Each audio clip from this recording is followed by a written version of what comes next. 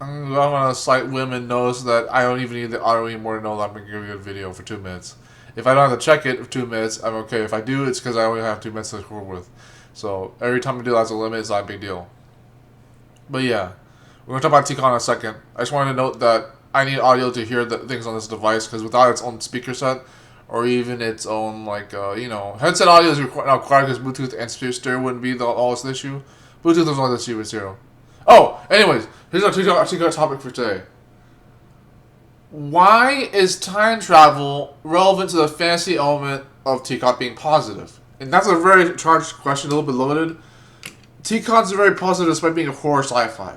So, like, in other words, why would science fiction be relevant to being that positive? Why would the horror element be possible if all the technology in TCOTT doesn't make it sound like a negative thing? It's because TCOTT is trying to teach a message about attitude and about things related to bullying. When Lisk is being a dipshit in the show, in the trilogy, the core trilogy, the one in the middle at least, the middle trilogy, when Lisk is being an absolute asshole, does he occur to you guys that maybe he's actually on something important about not being too nice? That being said, he does need to learn his lesson. And when he goes too far with it, it's not so much like a remedial lesson on how to be not be a jerk. Whedon's style law, where hell that's gonna be out these days. Whedon's law gets miscarried, even the Golden Rule does. But Lisk is too much of a jerk. He's way too much of a knee jerk. He bullies people thinking that he has to do it and he doesn't have to. When finally the answer, Lisk doesn't know any better. He'll just let strip kill people like he does in the first book, or the first arc of the first book. So when science fiction's involved with Lisk's responsibility, that's when he has to really give a shit about things. And when it's horror related, he can't be the jerk that denies that and be unfair, because he's gonna be fair in the long run. Adults in the Christopher comes with time travel. So as you can see within just the 3 plays alone so far, first, second, third place rank main characters or whatever not, and tertiary and secondary, do to be honest. These characters vary very strictly from teenage kids to grown-ass adults. And it's like, I wonder what inspired that, Cashman. Makina. But like, it's just like,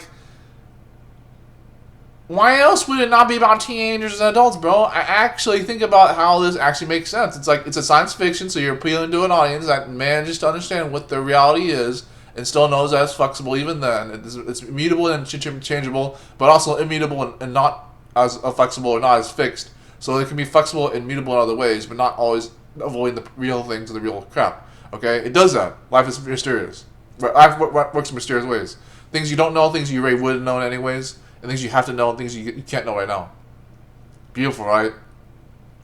With the distinction made between practically X's or Christopher Sr., compared to even Christopher Feather and Boyd Cascade and Andromeda Swordmaster, yes, there are maturity levels to every single one of them. Even Liam's comes as immature, and Liz comes off as immature, but then Boyd and Christopher are mature, and Andromeda is just more mutable to know the difference. And Olfo just seems to be immature, but he probably is. That's what he does.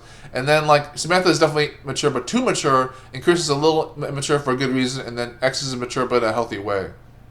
Why would it be like this? Because the adults are not always right. But the kids aren't always wrong. What?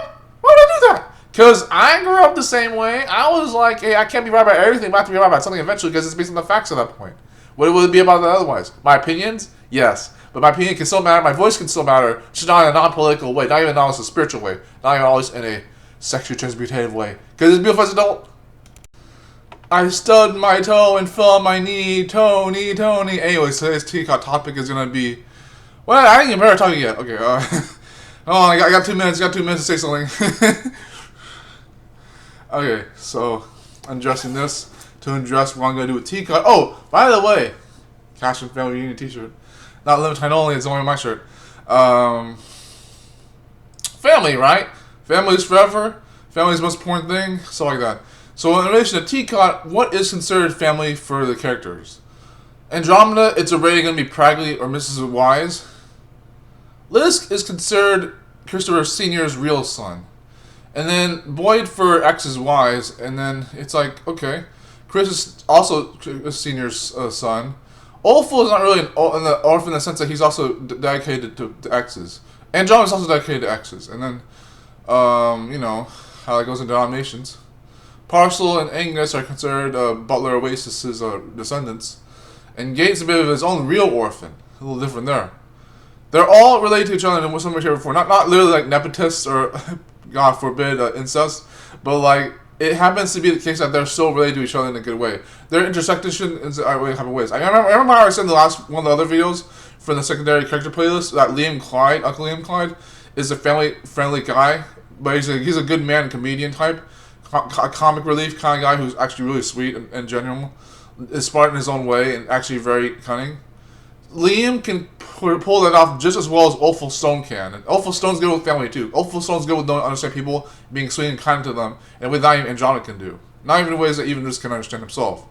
But Awful understands that, and Liam understands that. And X is wise is fair with everybody else. And Senior has to be wise in the first place. Family in TCCOTT is forever because they know what their own family is. They choose their family. They choose what their family choose. Loopholes in the critical of time travel. Do they matter? No, of course not. It's about freaking time travel. That's one of the most hardest arcs of like all science fiction and horror story cinema ever did create for story and fiction and storytelling and entertainment. Like that's hard. Time travel is hard. I know people like to complain loopholes in time travel, and some of it's warranted, but give it a break, bro. Like think about it. Like there are loopholes with everything that has to do with time travel. The idea of time travel existing, what kind of lore it works with, everything. In TCCOTT particularly, they have devolving culture, which justifies why time travel cannot be defeated yet, and why time travel cannot be used to defeat other parts of time travel, and why time travel can be used to defeat the evil behind devolving culture in itself. Okay, that's general enough. The loophole behind that's behind devolving culture. What about the loophole behind the twin chemical compounds that cause devolving culture to die? Why would I want to tell X and Y he's going to be executed anyways and that Chris is going to make his invention? Why is that there be a loophole about that? Just because Chris was able to do it doesn't mean he has to make it happen like that. It's a little eerie in how it works and how BS makes it happen, but it's still valid, right? And in certain ways, it's valid as a story. So suspension of belief can work in stories like this, where the time travel is not really the reason the story exists, or even the magic is concerned.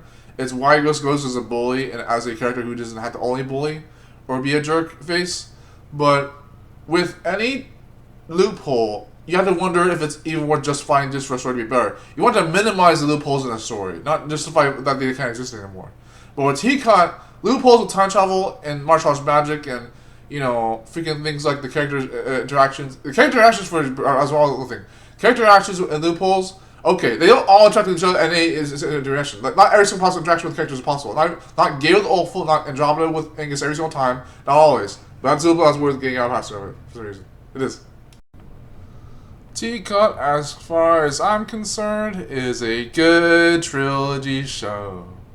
I'm self-confident ability to do well in the market. I'm self-confident ability to do in the algorithm. I'm not going to be hard on myself because I know I have an amateur ability to pursue the show in the general, but I can't be hard on myself in general at all because I know I can do it. And I also know that there are things I can still learn. One of TCCOTT's biggest weaknesses is the marketing. I don't think most people know the show actually exists. Most people, not just this channel's popularity, but even just the fact that I actually make a cartoon like this, or have the skills required to make it. A lot of people don't actually know who I am. That's a long backstory of it. But like, a lot of people do not know what TCCOTT is in the general scope of it, not even professionally. It's kind of annoying and it does suck. And it's like, how the hell am I gonna get the voice actors without relying on ChatGPT, man? I like to do it eventually. Maybe for some background design, but not for the actual animation, and definitely not for some voices I need to have to professionally anyways. I want to do the voices for Liz, Andromeda, and Angus with human voices and not just anyone else or any other AI. Maybe my own, some other people for friends or professional groups. Because if any of those are done by AI, it will feel unlasting for the rest of the show. Because they live throughout the entire series anyway. So it's like, but considering that actually I am good at making TCCOTT, and of all things, I am good at telling a story like TCCOTT. This will last as long as it needs to. Another caveat with this is that TCCOTT may only last 3 book installments, or movie installments, or series in between the seasons, 3 seasons. Doesn't mean I won't make any money after the fact. I can do passive income, and still make stuff for related to animation for sponsorships, and even still make things related to TCCOTT in addition to Iron Bond, and the trilogies behind it ahead of TCCOTT's core trilogy. I will still make money. I will still make this have an audience. And most importantly, I will be a better person because of making a TCCOTT, not just because for family Makina, but even for my soul. Always.